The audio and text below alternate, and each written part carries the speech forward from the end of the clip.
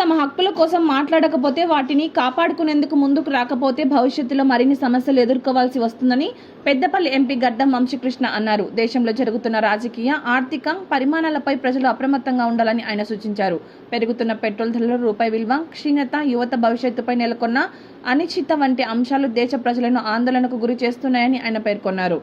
ప్రజాస్వామ్యంలో ప్రజలే యజమానులని, తమ ఓటు హక్కుని సక్రమంగా వినియోగించుకోవడం ద్వారా ప్రజాస్వామ్యాన్ని బలోపేతం చేయవచ్చని ఆయన అన్నారు. ప్రజలు గట్టిగా నిలబడి తమ హక్కుల కోసం పోరాడితేనే సమాజంలో మార్పు సాధ్యమవుతుందని అభిప్రాయపడ్డారు.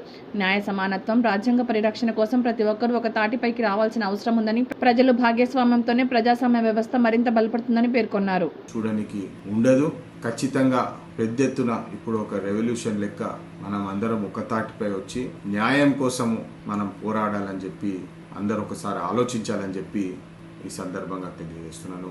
జై హింద్, జై భీమ్, జై కాన్స్టిట్యూషన్.